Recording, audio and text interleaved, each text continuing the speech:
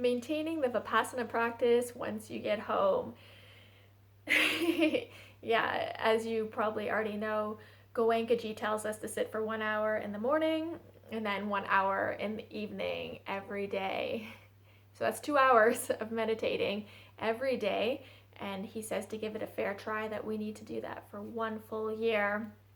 And being a householder, if you're working full time, have a partner, maybe you also have kids, that can be a real challenge since your attention is pulled in many different directions and the responsibilities that you feel you need to live up to. Now, for myself, I have optimal conditions, I feel, to succeed in this practice.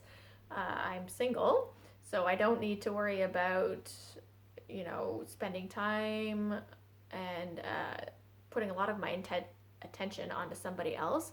As well, I'm not working full time. I am in training, so it's art facilitation training, which is learning to lead from the heart center, and I also look at it as leadership from a horizontal approach. And I'm working on my writing, and then I find myself house and pet sitting. So an interesting combination of things that are happening for me right now. And with the Vipassana practice, which I'm taking I feel very seriously, I have been able to maintain my practice pretty consistently. I find what helps me is looking at this as an experiment. So I'm not only the subject of this experiment, but I am also the scientist. And it becomes really fun for me. My goal is not 1 year, it's 2 years, because I would like to be able to sit longer than a 10-day course. And the requirement for that is you need to be sitting consistently every day for 2 hours for 2 years.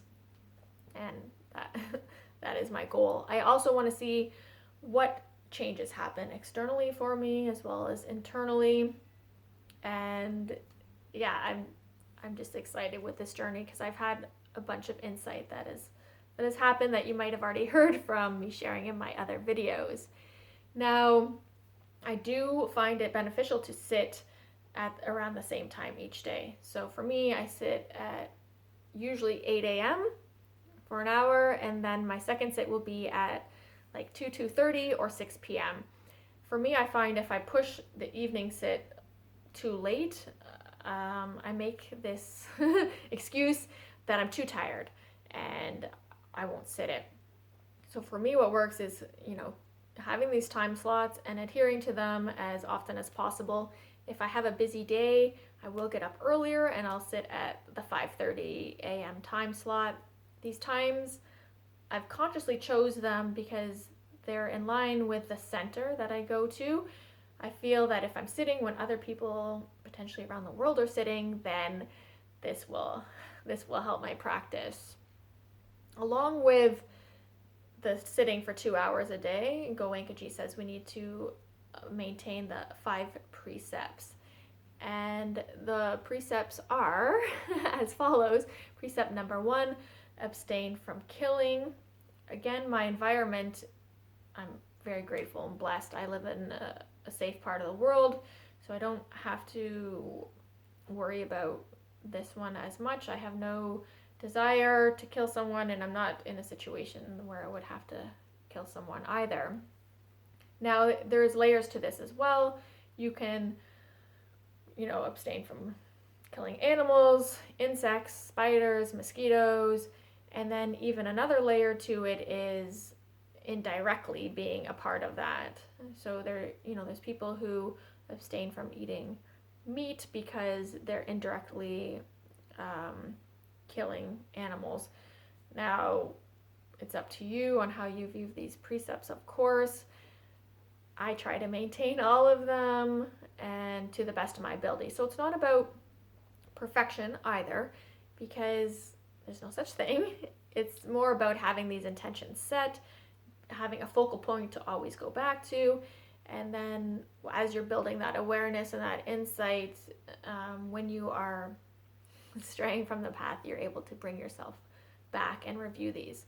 So precept number 2 is abstain from stealing.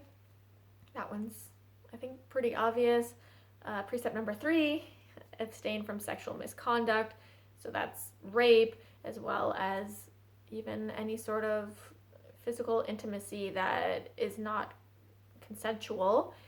I take it to another level where there's no adultery or tempting or interfering in someone's committed relationship. So even if, I was to be like, yes, I want to be with you, and that person who's committed is like, yes, I want to be with you, still that would be against my view on what the precept means. So I try to really be mindful and aware of what my agenda is, and pull back if I need to pull back. If I see someone who's in a committed relationship who maybe themselves is desiring to be with me, then that's my responsibility to pull back, just because I'm adhering to the precepts. Another precept number 4, is abstain from false speech or lying. So that doesn't mean you need to be brutal with your words. You can be kind while telling the truth. And that's a good practice to learn that goes hand in hand with the noble speech. And then the 5th precept is abstaining from intoxicants. So from alcohol as well as drugs. Even one drink can cloud our mind, and maybe we make decisions that we wouldn't make if we were sober.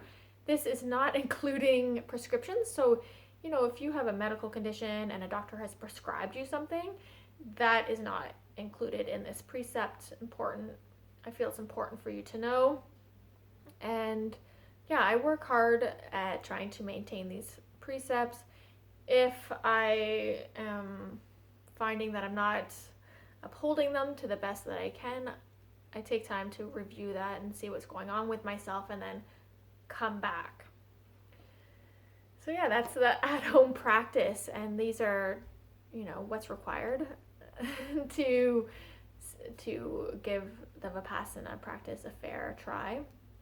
And yeah, if you have any questions that you want to ask me that I haven't, mentioned here in this video, or if you have some tips as well about how you maintain your at-home Vipassana practice, feel free to put them in the comments below. I hope you found this video helpful, and like always, may you be happy, may you be peaceful, and may you be liberated.